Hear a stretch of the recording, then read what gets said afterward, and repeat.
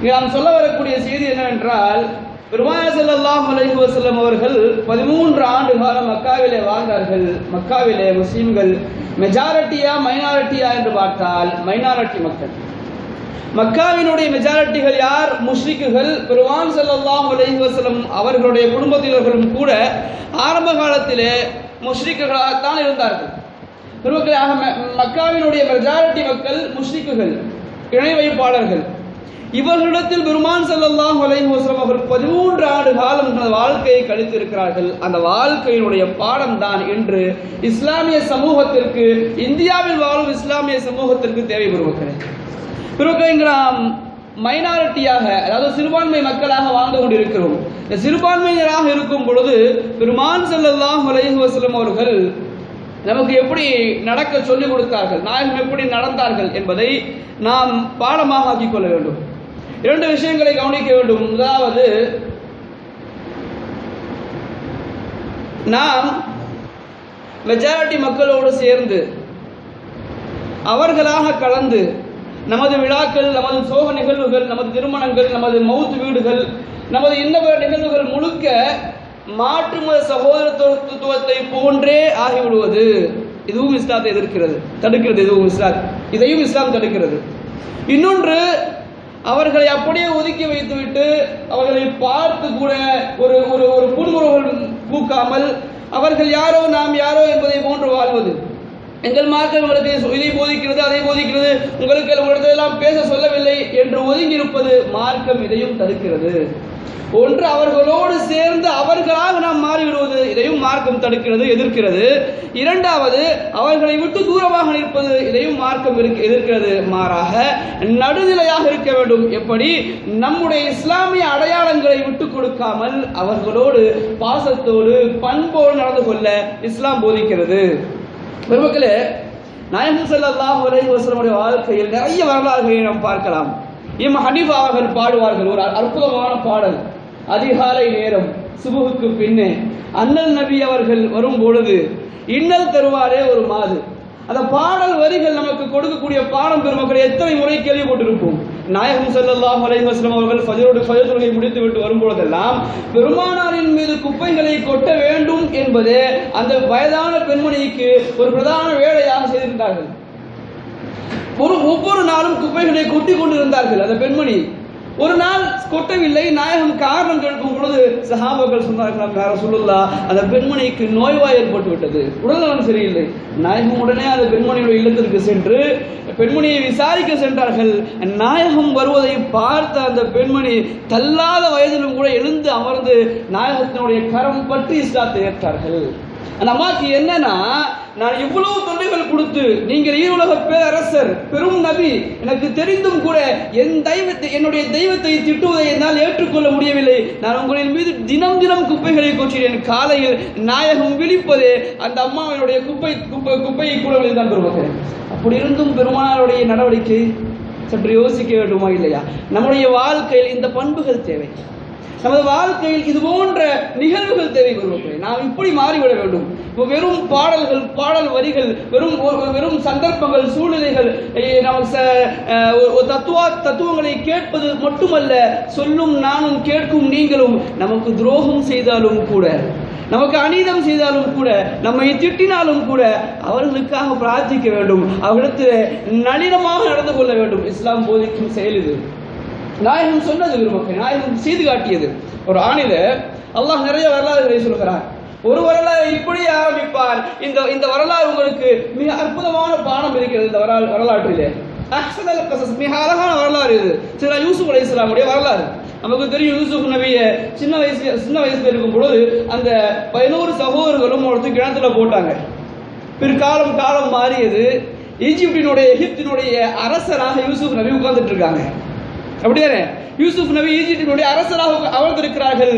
அவருடைய சகோதரர்கள் பஞ்சத்தின் காரணமாக பசி தீர்ப்பதற்காக வேண்டி யூசுப் அலைஹிஸ்ஸலாமுடைய படித்தட்டி நிற்கிறார்கள். இப்ப நம்ம இருந்தா நம்ம நிலைமை யோசிச்சு பாருங்களேன். பாடா மகனே, தூக்கி போட்டு கொண்டுட்டு தானே போன, நீ மாட்டிக்கிட்டியா? அல்லாஹ் எப்படி மாத்தினா பாத்தியா? எப்படி மாறிடுச்சு பாத்தியா? ஆனால் அவர்கள் சொன்னார்கள் 10 சகோதரர்களும் 10 சகோதரர்களும் இன்னா நராக மினல் முஹ்சினீன், அரசரே நீங்கள் எங்களிடத்தில் நடந்து கொண்ட இந்த விதம் இருக்கிறது, இந்த இஹ்சான் இருக்கிறது, இதுவரை எங்களுடைய வாழ்க்கையில் ஒரு அரசர் இப்படி இருப்பாரா என்று நாங்கள் வியந்து போனோம். ஆனால் அந்த 10 சகோதரருக்கும் தெரியாது இவர் நாம் கிணற்றில் தூக்கி போட்ட நம்முடைய யூசுப் என்பதாக.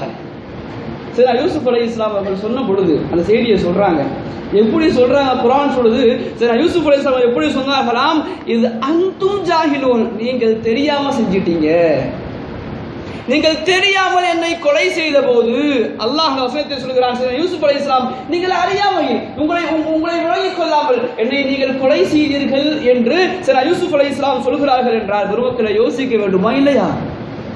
சித்திக்குல் அக்பர் ரலியல்லாஹு தஆலா அன்ஹு அவர்களை விட ஈமானிலே உறுதி மிக்க ஒரு தோழர், ஒரு சஹாபி கிடையாது என்பதாக நாம் வரலாறுகளே பார்க்கிறோம். அந்த சஹாபி ஒரு முறை நாயகத்தில் சென்று சொல்கிறார்கள், யார் ரசூலுல்லாஹ், என்னால் இதுக்கு பிறகு மதீனால இருக்க முடியாது, அவ்வளோ தொல்லை, அவ்வளோ கஷ்டம், அடியான் தாங்க முடியல, யார் ரசூலுல்லாஹ், நான் மக்காவை விட்டு போயிடுறேனே, மக்காவில் இருக்க முடியல, மக்காவை விட்டு நான் போயிடுறேன், எனக்கு அனுமதி கொடுங்க, ஹிஜ்ரத்துக்கு அனுமதி கொடுங்க அப்படின்னு சொல்லி சித்திக்குல் அக்பர் ரலியல்லாஹு தஆலா அனுமதி கேட்க நாயகம் அனுமதி கொடுக்கிறார்கள். சித்திக்குல் அக்பர் ரலியல்லாஹு தஆலா அவர்களும் மக்காவை விட்டு புறப்படுகிறார்கள், புறப்பட்டு போயிட்டு இருக்காங்க. எதிர்க்க வராரு இப்னு துஹன்னா, இஸ்லாத்தை ஏற்காத ஒரு முஸ்லீம் அல்ல, முஷ்ரிக், இணை வைப்பாளர் வராரு. ஏன்னா சித்திக்குல் அக்பர் எங்கே போறீங்க, இங்கே வேகமாக எதையும் மூட்டை முடிச்சுதான் கட்டிட்டு போறீங்களா, எங்கே போறீங்க அப்படின்னு சித்திக்குல் அக்பர் ரலியல்லாஹு தஆலா அவர்களை பார்த்து இப்னு துஹன்னா கேட்கிறார். முஷ்ரிக்கான இப்னு துஹன்னா கேட்கிறார். சித்திக்குல் அக்பர் ரலியல்லாஹு தஆலா பதில் சொன்னாங்கன்னா, அன்பரே தோழரே, என்னால் அடி தாங்க முடியல, தொல்லைகள் தாங்க முடியல, இன்னல்கள் தாங்க முடியல, நான் என்னுடைய தாய் தேசமான மக்காவை விட்டு மக்காவை துறந்து ஹிஜ்ரத் பயணம் மேற்கொள்கிறேன் என்பதாக சித்திக்குல் அக்பர் சொன்ன பொழுது இப்னு துஹன்னா சொன்னார்கள், மிஸ்லுக யா அபாபக்கர் லா யக்ருஜு வலா யுக்ரஜ். சித்திக்குல் அக்பரே, உங்களை போன்ற மனிதர்கள் இந்த பூமியை விட்டு செல்வதும் கூடாது, துரத்துவதும் கூடாது. என்ன காரணம்? இன்னக்க, அவர் சொல்கிறார், இப்னு துஹன்னா, முஷ்ரிக்கான இப்னு துஹன்னா சொல்கிறார், இன்னக்க துஸிபுல் மஅதூம், நீங்கள் ஏழை எளிய மக்களுக்கு வாரி வழங்குகிறீர்கள். ரஹீம், நீங்கள் உறவுகளை பேணுகிறீர்கள், நலமாக நடந்து கொள்கிறீர்கள், உறவுகளை முறிப்பது கிடையாது. உரிமை மறுக்கப்பட்ட மக்களுக்கு உரிமையை பெற்று தருகிறீர்கள், உறவுகளை ஆதரிக்கிறீர்கள், விருந்தாளிகளை உபசரிக்கிறீர்கள். எனவே நீங்கள் எங்கள் தேசம் விட்டு சொல்லக்கூடாது, உங்களுக்கு நான் பாதுகாப்பு தருகிறேன் என்று சொல்லி மக்கா முக்கர்ரமா திரு கஅபத்துல்லா அழைத்து சென்று காபாவிற்கு மேல் ஏறி இப்னு துஹன்னா சொல்கிறார், இன்று இருந்து சித்திக்குல் அக்பர் என் வீட்டு விருந்தாளி, அவரை யார் துன்புறுத்தினாலும் இப்னு துஹன்னாவை துன்புறுத்தியதை போன்று. இன்னைக்கு ஒரு இப்னு துஹன்னா அப்படி நம்ம தெரியல, இன்னைக்கு இப்படி ஒரு துஹன்னா நம்ம தெரியல. இந்த மனுஷன் எப்ப வீடை விட்டு காலி பண்ணா போதும்னு பாக்குறாங்க தானே. இவர்கள் பள்ளிக்கரணை விட்டு சென்றால் போதும், என் வீட்டை விட்டு காலி பண்ணா போதும் பயணம் என்றுதானே முஸ்லீம்களை இன்று இஸ்லாம் அல்லாத மக்கள் நினைக்கிறார்கள். என் வீட்டை விட்டு இவன் காலி பண்ணா போதும். அவசரங்கள் நினைக்கக்கூடியது. இன்னைக்கு முஸ்லீம்களுக்கு வீடு இல்லை. காரணம், நம்முடைய அஹ்லாக்குகள், நல்ல பண்புகள் வெளிப்படுவதில்லை. ஆம், இருக்கிறார்கள், எல்லோரையும் ஒன்றாக குறை சொல்ல முன்வரவில்லை. நம்முடைய அஹ்லாக்குகள் நாயகம் போதித்த அஹ்லாக்குகளாக இருக்க வேண்டும். நம்முடைய அஹ்லாக்குகள், நம்முடைய நல்ல பண்புகள் மாற்று மத சகோதரர்களோடு, மெஜாரிட்டி மக்களோடு, மைனாரிட்டி மக்கள், மக்காவில் உள்ள மைனாரிட்டி மக்கள், அந்த முஸ்லிம்களோடு முஸ்லிம்கள் எப்படி நடந்தார்கள் நமக்கு பாடம் பெறுவது.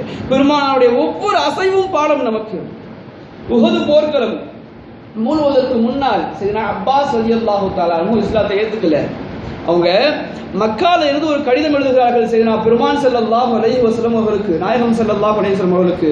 மக்கால சூழல் சரியில்லை, பத்ர் யுத்தத்திற்கு பழிவாங்குவதற்காக வேண்டி இங்க உள்ள முஷ்ரிக்குகள் எல்லாம் பிளான் போடுற மாதிரி தெரியுது அப்படின்னு சொல்லி ஒரு ரகசிய கடிதம் முஷ்ரிக்காக இருக்கக்கூடிய அப்பாஸ் ரலியல்லாஹு இஸ்லாத்தை ஏற்றுக்கொள்ளவில்லை. அப்போது கடிதம் எழுதி அனுப்பினார்கள் என்பதாக நாம் வரலாறுகளை பார்க்கிறோம்.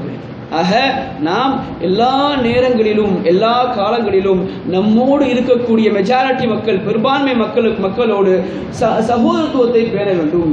மிக நளினமாக மத நல்லிணக்கத்தை போதிக்க வேண்டும். நம்முடைய உறவுகள் இஸ்லாத்தை விட்டு கொடுக்காமல் இஸ்லாத்தினுடைய சின்னங்களோடு மிக தெளிவாக இருக்க வேண்டும். நல்ல முறையில் நடந்து கொள்ள வேண்டும். பத்ர் யுத்த காலத்தில் அபுல் ஆஸ் ரலியல்லாஹு தஆலா அன்ஹு இஸ்லாத்தினுடைய எதிரணியில் நிற்கிறாங்க. இந்த அபுல் யாஸ் யாரு? அம்மா ஸைனப் ரலியல்லாஹு தஆலாவுடைய கணவர், பெருமான் ஸல்லல்லாஹு அலைஹி வஸல்லம் உடைய மருமகன். நாயகத்தை வெட்டுவதற்காக வேண்டி வாள் ஏந்தி பத்ர்களத்து சுட்டித் திருக்கிறார்கள். அபுல் ஆஸ் ரலியல்லாஹு அன்ஹு இஸ்லாத்தை ஏற்றுக்கொள்ளல. எப்படி இருக்கும் சுட்டிவேஷன் கொஞ்சம் யோசிச்சு பாருங்க. எதிர் அணியில மருமகன், இந்த அணியில மாமனார். பத்ருகளம் தோர்த்தது, எதிரிகள் தோர்த்தார்கள். கைதியாக அபுல் ஆஸ் பிடிக்கப்படுகிறார். ஒவ்வொரு கைதிக்கும் பணைய தொகை வந்து கைதிகள் விடுவிக்கப்படுகிறார்கள். அபுல் ஆஸுக்கும் பணைய தொகை வந்தது. நாயகம் ஸல்லல்லாஹு அலைஹி வஸல்லம் அவர்கள் அந்த பணயமாக வந்த அந்த நக்லஸை வாங்கி, அந்த நகையை வாங்கி பார்க்கிறார்கள், மாலையை வாங்கி பார்க்கிறார்கள். பார்த்து விட்டு ஒரு கரம் பெருமானார் ஸல்லல்லாஹு அலைஹி வஸல்லம் அவர்கள் கண்ணீர் வடித்தார்கள். சஹாபாக்களுக்கு புரியல, ரசூலுல்லாஹ் ஏன் அழுவுறீங்க? ரசூலுல்லாஹ் எனக்கு விளங்கல, இது அபுல் ஆஸுடைய பணயமாக வந்த பணம், இது நகை, இதை பார்த்து ஏன் அழுகிறீர்கள் என்பதாக கேட்டபொழுது பெருமான் ஸல்லல்லாஹு அலைஹி வஸல்லம் அவர்கள் சொன்ன பதில், இது எனது அருமை மனைவி ஹதீஜாவினுடைய மாலை. என் மனைவி ஹதீஜா என் மகள் ஸைனபை திருமணம் முடித்துக் கொடுக்கும் பொழுது சீராக ஸைனபுக்கு கொடுத்த மாலை, இதை பார்த்தவுடன் எனக்கு அழுகை வந்து விட்டது.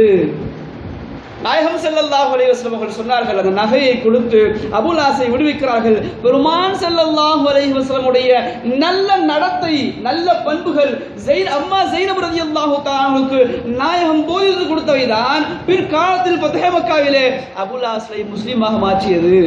8 ஆண்டுல 7 ஆண்டுல அபுல் ஆஸ் முஸ்லீம் ஆயிட்டார். பெருமக்களே, எந்த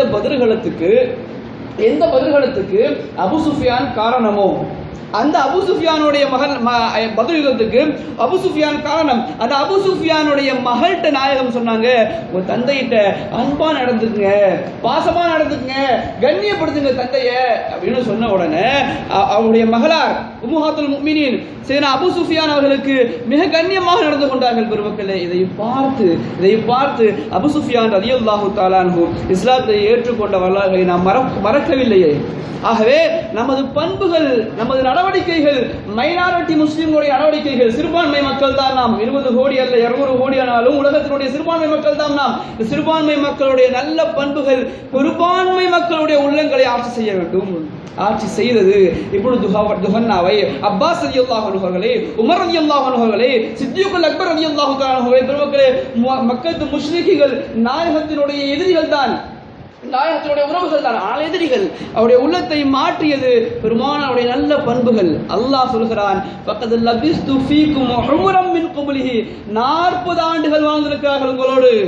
ஒரே ஒரு பொய் கூட இல்லை, ஒரே ஒரு நேர்மையற்ற தன்மை இல்லை, ஒரே ஒரு தகாத பேச்சு அல்ல, ஒரே ஒரு ஏமாற்றுதல் அல்ல. பெருமக்களே, இந்த வாழ்க்கை நம்ம இந்த வார்த்தைகள் நம்முடைய வாழ்க்கையாக மாற வேண்டும். பெருமக்களே, அதே போன்று பெருமான் ஸல்லல்லாஹு அலைஹி வஸல்லம் அவர்கள் எதிரிகளுடைய சூழ்ச்சிகளை குறைப்பதற்காக, முழுவதுமாக நிறுத்த முடியாது, குறைப்பதற்காக நாயகம் ஸல்லல்லாஹு அலைஹி வஸல்லம் அவர்கள் வழிவகுத்தார்கள். சரியாக திட்டம் சொல்லினார்கள்.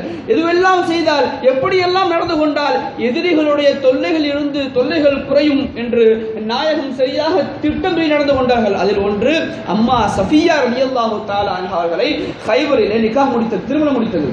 அம்மா சஃபியா ரலியல்லாஹு தஆலா அன்ஹா அவர்களை திருமணம் முடிக்கிறார்கள். அவர்களுடைய குடும்பத்தில் சார்ந்த பனு குரைதா கோத்திரத்தை சார்ந்த யூதர்கள் 1000 நபர்கள் கைதிகளாக இருக்கிறார்கள். இப்போ சஹாபாக்கள் பார்க்கறாங்க, நாயகமே உங்களுடைய உறவுகள் அம்மா சஃபியா, உங்களுடைய மனைவி உம்மஹாத்துல் முஃமினீனுடைய தாய், இப்போ அவங்களுடைய உறவுகள் எல்லாம் கைதிகளாக இருக்கிறார்கள், என்ன செய்வது? நாயகமும் சொன்னாங்க, நான் இதைத்தான் ஆசைப்பட்டேன், அவங்கள கைதியினுடைய அந்த அந்த அந்த நிலையிலிருந்து விடுவித்து விடுங்கள், அவங்களுக்கு விடுதலை கொடுங்க என்பதாக பெருமானார் சொன்ன பொழுது அந்த 1000 நபருக்கு மேல் இஸ்லாத்தை ஏற்றுக்கொண்டார்கள். அம்மா சஃபியாவுடைய பனு குரைதா கோத்திரத்தை சார்ந்த மக்கள். இது போன்று பெருமான் ஸல்லல்லாஹு அலைஹி வஸல்லம் அவர்கள் ஒவ்வொரு செய்தியாக, ஒவ்வொரு நிகழ்வாக பார்த்து நடந்து கொண்டார்கள். முனாஃபிக்குகளுடைய தலைவர் அப்துல்லாஹ் இப்னு உபை இப்னு சுலால் என்பவர் முனாஃபிக்குகளுடைய தலைவர். இவர் விஷயத்துல 2 ஆயத்து இறங்கி இருக்கு. இவர் மௌத்தாகும் போது சொன்னாரு, யார ரசூலுல்லாஹ் மௌத்தாகும் வசியத் செய்யறாரு, என்னுடைய ஜனாசாவை பெருமான் ஸல்லல்லாஹு அலைஹி வஸல்லம் தொலை வைக்கணும். அவருடைய வசியத்தை ஏற்று முனாஃபிக்குடைய தலைவர் தான் அப்துல்லாஹ் இப்னு உபை இப்னு சுலைல் நாயகம் தொலை வைக்க செல்கிறார்கள். பின்னால் இருந்து ஜிப்பாவை பிடிச்சி, ஆடையை பிடிச்சி, சரி நான் உமர் ரலியல்லாஹு அன்ஹு இருக்கிறாங்க, எடுத்து சொன்னாங்க, நாயகமே இவன் முனாஃபிக்குடைய தலைமை, இவருடைய ஜனாசாவை துவைக்க கூடாது. ஏன் காரணம் கேட்டாங்க, அல்லாஹ் தடுத்திருக்கிறான். சரி, உமர் சொன்னார்கள் அல்லாஹ் தடுத்திருக்கிறான். என்ன அல்லாஹ் தடுத்துட்டான்? விசுவாசம் கேட்கிறாங்க, என்ன அல்லாஹ் தடுத்துட்டான்?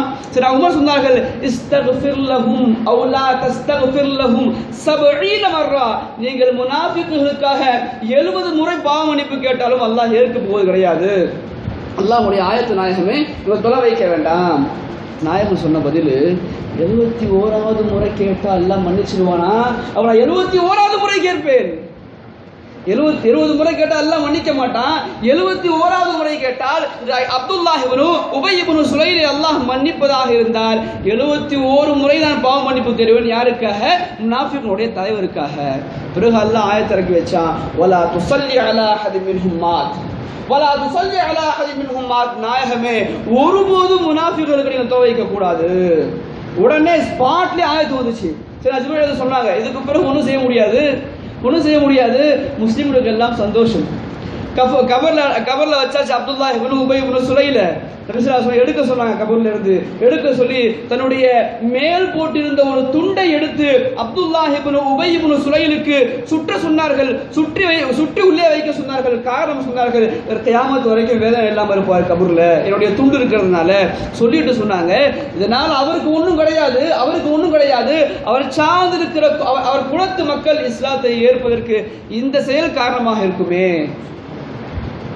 மக்களை யோசிக்க வேண்டும் தானே. நாயகத்தை நாம் போற்றுகிறோம், நாயகத்தை பாராட்டுகிறோம், நாயகத்தை நேசிக்கிறோம். நாயகத்தின் நல்ல பண்புகள் எங்கே நம்மிடத்திலே? குப்பை கொட்டிய மாதுவை இஸ்லாத்தை ஏற்க வைத்தார்களா இல்லையா நாயகம் ஸல்லல்லாஹு அலைஹி வஸல்லம்?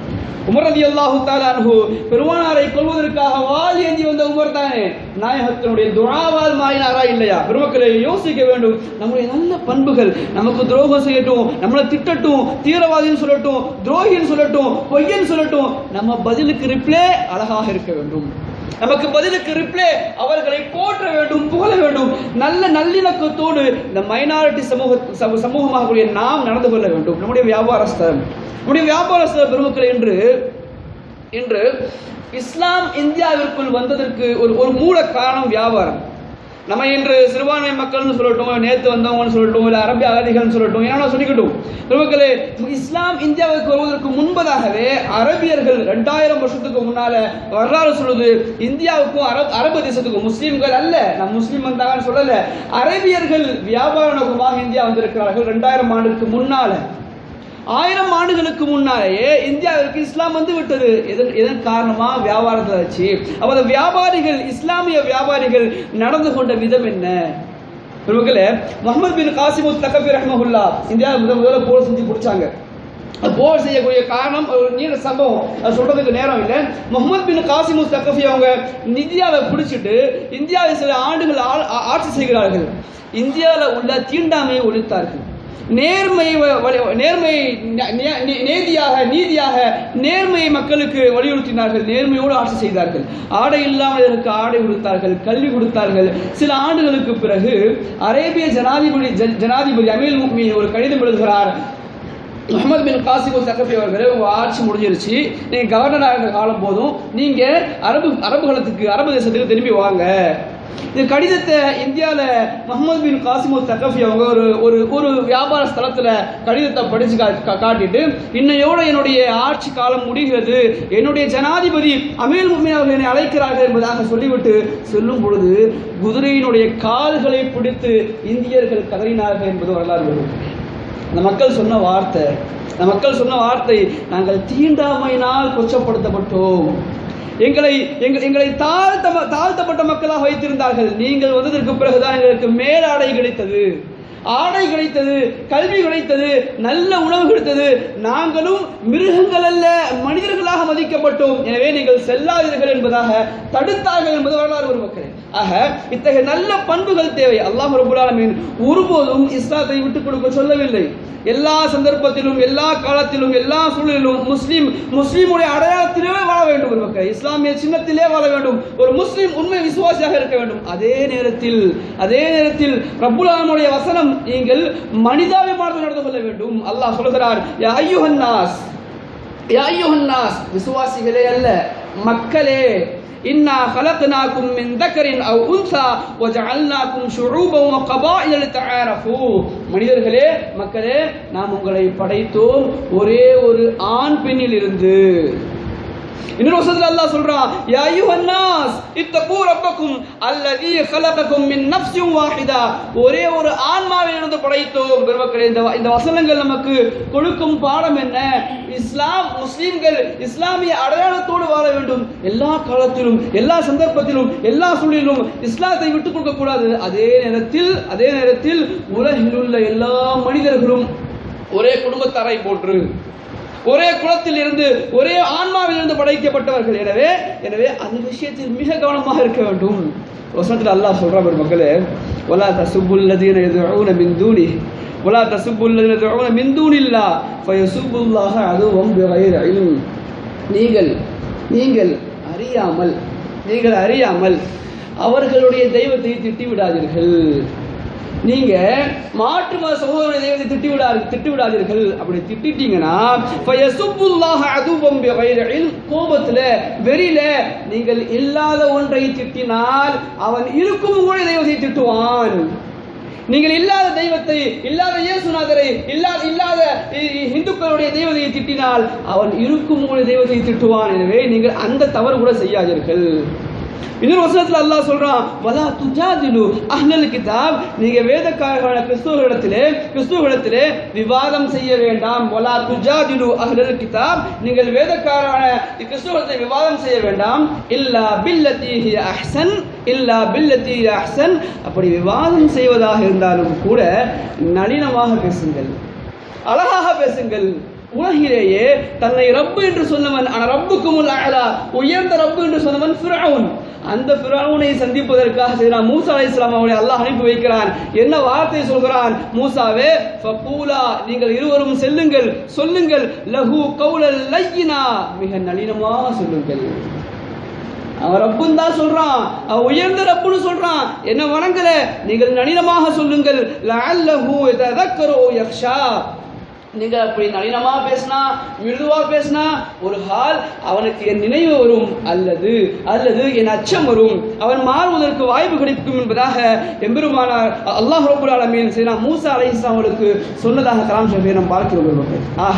ஆக இஸ்லாத்தினுடைய சட்டமே யுத்த களங்களாக இருந்தாலும் சரி, யுத்த நேரங்களாக இருந்தாலும் சரி, கோவில்களை, சர்ச்சுகளை, இந்துக்களுடைய மாற்று சகோதரருடைய வணக்க ஸ்தலங்களை இடிக்கக்கூடாது, தகர்க்கக்கூடாது, பெண்களை அடிக்கக்கூடாது, மரங்களை வெட்டக்கூடாது, சர்ச்சினுடைய பாதிரிகளையோ கோவிலுடைய பூசாரிகளோ தீண்டக்கூடாது, தொடக்கூடாது, சிறுவர்களை தொடக்கூடாது. இதுவை அனைத்துமே இஸ்லாத்தினுடைய சட்டங்கள். பெருமக்களே, யுத்த காலத்திலேயே அப்படின்னா அல்லாஹ்வுடைய கிருபையால் இதுவரை எந்த முஸ்லீமும் கோவிலை இடித்ததாக வரலாறு இல்லையே. இந்து காவி வெறியர்கள் வேண்டுமானால் அவுரங்கசீப் அப்படி செஞ்சாரு, திப்பு சுல்தான் இப்படி செஞ்சாரு, பொய்யை திணிக்கலாமே ஒழிய அல்லாஹ்வின் சத்தியம் என்று சொல்வோம். இதுவரை எந்த ஒரு இஸ்லாமியனும் கோவிலை இடித்ததாக வரலாறு அல்ல.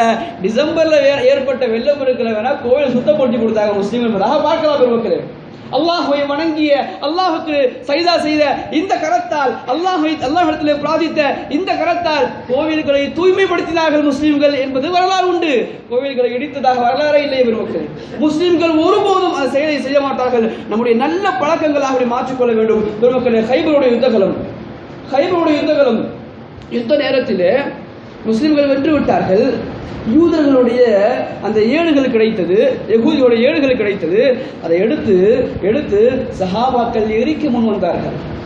நாயகம் சொன்ன வார்த்தை, அல்லாஹ் அக்பர், பெருமானார் சொன்னார்கள், ஏன் எரிச்சுக்கிட்டு அப்படி விட்டுருங்களேன், உங்களுடைய குர்ஆன்களை எரித்தால் அவர்களுக்கு எவ்வளவு வேதனை இருக்கும், அதுபோன்றுதானே அவர்களுக்கும். அவருடைய ஏடு அல்லவா அது, அவருடைய வேதம் அல்லவா அது, எரிக்காதீர்கள். பெருமக்களை, நேற்று ஃபேஸ்புக்கில் பார்த்தேன், இன்று முஸ்லீம்கள் செருப்பு தயாரிக்கிறார்கள். செருப்பினுடைய அச்சிலே கிறிஸ்தவருடைய அந்த இயேசு கிறிஸ்துடைய சிலுவை. இது ஹராம் இல்லையா? இது ஒரு ஹால் நாம் இப்படி செய்தால், வலாய சுபுல்லதீன் அல்லாஹ் சொல்வது போன்று நீங்கள் இல்லாத தெய்வத்தை இப்படி செய்தால், இருக்கும் அல்லாஹை செய்து விட்டால், நாயகத்தினுடைய பேர் பதித்து விட்டால் வலிக்குமா இல்லையா? வலிக்குமா இல்லையா? இந்து மத தெய்வங்களுடைய அச்சிட்டு செருப்பு மக்கள் நம்முடைய கால் போட்டு விதிப்பதற்காக ஒருபோதும் அது மூணு செயலை செய்து விடாதீர்கள். ஃபேஸ்புக்கில் பேசும் பொழுது, வாட்ஸ்அப்பில் பேசும் பொழுது பெருமக்களை பேசவே வேண்டாம். அப்படி பேசினால் இல்லா பில்லதி ஹிய அஹ்சன், நல்லதை பேசுவோம். நம்ம திட்டுறாங்க, என்ன கேவலமான வார்த்தையை திட்டட்டும், அழகான நல்ல வார்த்தைகளை பேசுங்க. அல்லாஹ் ஒரு ஹால் இல்லாத ஒரு ஹால் இப்பொழுது அல்லாஹ் உருவாக்கி விட மாட்டானா என்ன? அப்பாஸ் ரலியல்லாஹு அன்ஹு அல்லாஹ் உருவாக்கி விட மாட்டானா என்ன பெருமக்களே? எனவே இது போன்ற செயல்களை நாம் அதிகம் செய்ய வேண்டும். புகாரில் பதிவான ஒரு செய்தி, நஜ்ரான் தேசத்திலிருந்து சில கிறிஸ்துவர்கள் நாயகம் ஸல்லல்லாஹு அலைஹி வஸல்லம் அவர்கள் பேச்சு நடத்துறதுக்காக வேண்டி மஸ்ஜித் நபவிக்குள்ள வந்து உட்கார்ந்து பேசிட்டு இருக்காங்க. அப்படி பேசிக் கொண்டிருக்கும் பொழுது அவருடைய வணக்க நேரம், இபாத்துடைய நேரம் வந்துருச்சு. உதாரணமாக லொஹர் நேரமோ மகரிப் நேரமோ நமக்கு வந்துச்சுன்னு சொன்னால் நம்ம எப்படி தொழுகிற மாதிரி பார்க்கில் பீச்சில் எங்கே தான் நம்ம தொழுகிறோமா இல்லையா? அது போன்று அந்த கிறிஸ்தவர்களுக்கு தொழுகை நேரம் வந்தது. தொழுகை நேரம் வந்த பொழுது அந்த கிறிஸ்தவர்கள் மஸ்ஜித் நபவிக்குள் வணக்க வழிபாடுகளை செய்ய ஆரம்பித்தார்கள். சஹாபாக்கள் போய் தடுத்தாங்க. பெருமான் ஸல்லல்லாஹு அலைஹி வஸல்லம் அவர்கள் தடுக்க வேண்டாம் என்பதாக சொன்னார்கள். சில ரிவாயத்துகளில் மஸ்ஜித் நபவிக்குள்ளே அமர்ந்து அவர்கள் தொழுதார்கள் என்பதாக வரலாறுகளே பார்க்கிறோம். உடனே நம்ம பள்ளிவாசல்கள் எல்லாம் மாற்று மத சகோதரர்களுக்கு கொடுத்துருவோம், வணக்க வழிபாடு செய்யறதுக்கு அப்படி சொல்ல வரவில்லை.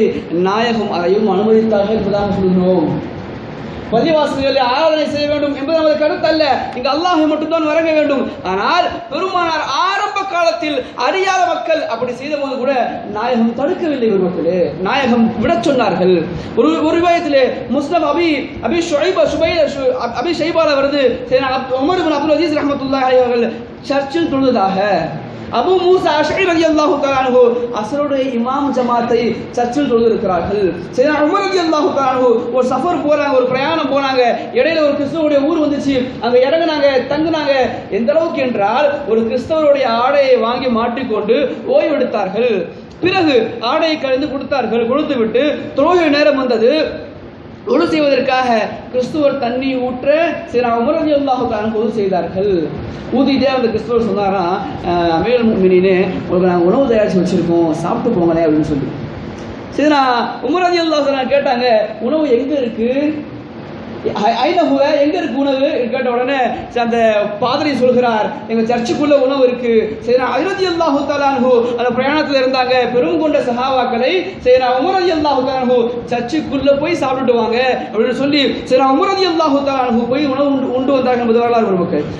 ஆக நாம் நம்முடைய கவனத்தில் வைக்க வேண்டியது, இன்று முஸ்லிம்கள் ஹக்கில் இருக்கிறார்கள், ஆனால் பாதிப்புகளை சந்திக்கிறார்கள் என்றால் பெருமக்களே, ஹக்கில் இருப்பவர்கள் அசத்தியம் அழியும், சத்தியம் ஒருபோதும் அழியாது. ஆனால் ஹக்கில் உள்ள முஸ்லிம்களுடைய கல்வில் பாத்தில் பூந்து விட்டது என்பது அர்த்தம் பெருமக்கள்.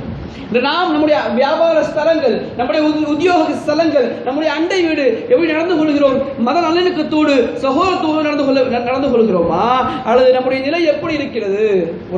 ஒரு நேரத்தில் சரி அலியுடைய ஆட்சி காலம், அது அலி ரலியல்லாஹு தஆலா ஆட்சி பதவியில் இருக்கும் பொழுது அவங்க ஜனாதிபதியாக இருக்காங்க. அவங்களுடைய போர் கவசம் தொலைஞ்சு போயிடுச்சு. அதை ஒரு யூதர்கிட்ட பார்க்குறாங்க, யூதர் கையில் இருக்குது. அதை யூதர் கையில் இருந்த உடனே நேராக காசி ஷுரைகிட்ட போய் சொல்கிறாங்க, இது மாதிரி என்னுடைய போர் கவசத்தை யூதர் வச்சுட்டு இருக்காரு, வாங்கி கொடுங்கன்னு சொல்லி. ரெண்டு விசாரணை நடந்தது. சரி, அலி ரலியல்லாஹு தஆலா நாட்டினுடைய ஜனாதிபதிகிட்ட காசி ஷுரைஹி கேட்டாங்கன்னா, அலியே உங்களது தான், நீங்கள் நபியுடைய மருமகன் தான், நான் மறுக்கிறேன், நீங்கள் பொய் சொல்ல மாட்டீங்க, நான் மறுக்கிறேன், இது உங்களுடைய இது என்பதற்காக சாட்சி யார் இருக்கா? சரி, அலி சொன்னாங்களா சாட்சி யாருமே இல்லை. உடனே காசி ஷுரைஹி சொன்னாங்களா வேற வழி இல்லை, அந்த போர் கவசம் சாட்சி இல்லாததால் நீங்கள் பொய் சொல்ல மாட்டீர்கள், நபியினுடைய மருமகன் தான், இருந்த போதிலும் வேற வழி இல்லாமல் யூதரிடத்தில் கொடுக்கிறோம் என்பதாக வாங்கி கொடுத்தார்கள். பெருமக்களே, வரலாறு என்ன? அந்த யூதர் அந்த சந்தர்ப்பத்தில் சொன்ன வார்த்தை, அஷ்ஹது அல்லா இலாஹ இல்லல்லாஹ் வ அஷ்ஹது அன்ன முஹம்மதர் ரசூலுல்லாஹ். நாட்டினுடைய ஜனாதிபதி ஒரு நீதிபதிக்கு முன்னால் நின்று சட்டத்தை சரியாக ஏற்றுக்கொண்டார். அவர் பொருள்தான், இருந்த போதிலும் கூட எதுவும் எதிர்ப்பு தெரிவிக்கவில்லை என்பதாக எண்ணி அவர் இஸ்லாத்தை ஏற்றுக்கொண்டார் என்பது வரலாறு மக்கள். நாம் கவனிக்க வேண்டும், நம்முடைய ஒவ்வொரு விஷயமும், ஒவ்வொரு செயலும், ஒவ்வொரு விஷயமும் மற்ற மக்களுக்கு, ஒரு சிறு எறும்புக்கு கூட தீங்கு விளைவிக்காத உன்னத வாழ்க்கை வாழக்கூடிய நல்ல முஸ்லிம்களாக ஆக வேண்டும் மக்களே. சரி, அலி ரலியல்லாஹு தஆலா அன்ஹு ஆட்சி காலத்தில் உஸ்மான் ரலியல்லாஹு தஆலா அன்ஹு கொல்லப்பட்டார்கள். நமக்கு தெரியும், அநியாயமாக கொல்லப்பட்டார்கள். இந்த கொலையை விசாரிக்க சொல்லி சையதுனா முஆவியா ரலியல்லாஹு தஆலா அன்ஹு அவங்க சையதுனா அலி கிட்ட சொன்னாங்க. ரலியல்லாஹு சொன்னாங்க, அலி தான் பதில் சொன்னாங்களாம், விசாரிக்கலாம், கொஞ்சம் லேட் ஆகட்டும், கொஞ்ச நாள் போகட்டும், விசாரிக்கலாம், இந்த நேரத்தில் வேணாம் அப்படின்னு சொல்ல உடனே அது ஒரு நீண்ட சம்பவம். அது சிஃபின் யுத்தம்னு சொல்லுவாங்க. அந்த யுத்தத்துக்கு சரி அலி ரலியல்லாஹு தயாரானாங்க. எதிரில் யாருன்னு பார்த்தா முஆவியா ரலியல்லாஹு அன்ஹு. இந்த பக்கம் பல லட்சம் சஹாபாக்கள், இந்த பக்கம் பல லட்சம் சஹாபாக்கள் நிற்கிறாங்க. இப்போ இதை அறிஞ்சுக்கிட்ட ரோம் நாட்டினுடைய அரசன் சையதுனா முஆவியாவிற்கு கடிதம் எழுதுகிறார். ரலியல்லாஹு அன்ஹுக்கு, முஆவியாவே, நான் கேள்விப்பட்டேன் அலின்னு ஒருத்தர் கூட எதிர்க்க வராராமே, நான் வேணா உங்க படையில சேர்ந்துக்கிட்டு உங்களுக்கு ஆதரவு தரட்டுமா அப்படின்னு சொல்லி முஆவியாவுக்கு கடிதம் எழுதினாரு. சரி, நான் முஆவியா ரலியல்லாஹு தஆலா சொன்ன பதில், உண்மையிலேயே அலிக்கும் எனக்கும் பிரச்சனை தான், ஆனால் நீ அதற்குள் புகுந்து மஞ்சள் குடிக்கலாம் என்று நினைத்தால் நான் என் சகோதர அலியுடைய அணியில் இருந்து கொண்டு படை தளபதியாக படையை திரட்டி வந்து ரோமை அழித்து விடுவேன், ஞாபகம் இருக்கட்டும் என்பதாக சரி நான் முஆவியா சொன்ன வார்த்தைகள் பொன் எழுத்துக்களால் பதிக்கப்பட்டிருக்கிறது.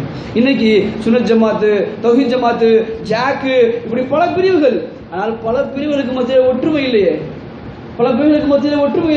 முதலிலே நமக்கு ஏற்பட வேண்டியது ஒற்றுமை, பிறகு மற்ற சகோதர சமூகத்திலே மிக நளினமாக நல்லவை நடந்து கொள்ள வேண்டும். பெருமக்களே, இந்தியாவில் பொது சிவில் சட்டம் கொண்டு வருவதற்காக வேண்டி பல சூழ்ச்சி நடக்கிறது. எப்படி கட்டாய திருமண சட்டத்தை பதிவு செய்யணும்னு சொல்லி கொண்டு வந்து பதிவு செஞ்சுட்டாங்களோ, அது போன்று தலாக்கு விஷயத்தை உள்ளே புகுத்தி பெருமக்களை எப்படியாவது பொது சிவில் சட்டம் கொண்டு வந்து விட வேண்டும் என்பதாக யோசித்துக் கொண்டிருக்கிறார்கள். இந்த சந்தர்ப்பத்தில் முஸ்லிம்கள் செய்ய வேண்டியது ஒன்று, நமக்குள் ஒற்றுமை. நமக்குள் ஒற்றுமை அவசியம். தௌஹீத் ஜமாத்தா இருக்கட்டும், சுன்னத் ஜமாத்தா இருக்கட்டும், ஜாக்கா இருக்கட்டும், தப்லீக் ஜமாத்தா இருக்கட்டும், எந்த ஜமாத்தாக இருக்கட்டும், ஒரு முஸ்லீம் அடுத்த முஸ்லீமை பார்க்கும் பொழுது இவர் முஸ்லீம் என்ற கண்ணியத்தோடு பார்க்க வேண்டும். இவரை திட்டுவது, இவரை பார்ப்பது, தப்லீக் ஜமாத்துக்காரர் தானே அடி வாங்குறான், நமக்கு என்ன, அவன் கூட தானே சண்டை, நமக்கு என்ன, இங்க சுன்னத் ஜமாத்காரன் அடிக்கிறாங்க, நமக்கு என்ன என்று இருந்தால், எப்படி கட்டாய திருமண பதிவு சட்டம் வந்ததோ அது போன்று பொது சிவில் சட்டம் அமல்படுத்தப்படும். எனவே பொது சிவில் சட்டம் என்ன, அப்படி அமல்படுத்தினா என்ன, முஸ்லிம்களுக்கு பெரும் பாதிப்பு இருக்கிறதுல. ஒரு சின்ன பிரச்சனையாக இருந்தாலும் கூட தாசியிடத்திலோ ஷரியத் கோர்ட்டிலோ சொல்ல முடியாது, நேரடியாக கோர்ட்டுக்கு போகணும். திருமக்கள், அதிலே என்ன கொடுமைனா, அல்லாஹ் எந்த சட்டத்தை நிர்ணயித்து வைத்திருக்கிறானோ அந்த சட்டம் காலப்போக்கில் இல்லாமலாகிவிடும். இன்று வரை இஸ்லாமிய இந்தியாவினுடைய சட்டமே முஸ்லிம்கள் அவர்களுடைய மதத்தை அவர்கள் பின்பற்றிக் கொள்ளலாம் என்பதுதான். ஆனால் பொது சிவில் சட்டம் அமல்படுத்தப்பட்டால் அதிலே முஸ்லிம்களுக்கு அநீதம் இழைக்கப்படுவது மட்டுமல்ல, அல்லாஹ்வுடைய ஷரியத்தினுடைய சட்டங்கள் பாழாக்கப்படும். எனவே அதிலே மிக கவனமாக இருக்க வேண்டும். நமக்கு அடி ஏற்பட்டால், நமக்கு வலி ஏற்பட்டால், நம் கண்ணில் கண்ணீர் வடிந்தால் துடைப்பதற்கு பல இப்னு துஹன்னாக்களை, பல அப்பாஸ் ரலியல்லாஹு தஆலா உருவாக்க வேண்டும். எனவே நாம் நல்ல மத நல்லிணக்கத்தோடு சகோதரத்துவத்தோடு இந்த தமிழகத்தில் வாழும். அல்லாஹ் ரப்பல் ஆலமீன் நம்மை உண்மை விசுவாசிகளாக ஆக்குவானாக. வாழும் காலம் எல்லாம் ஒரு சிறு எறும்புக்கு கூட தீங்கு விளைவிக்காத நல்ல முஸ்லிம்களாக அல்லாஹ் ஆக்குவானாக. தலாக்காக இருக்கட்டும்,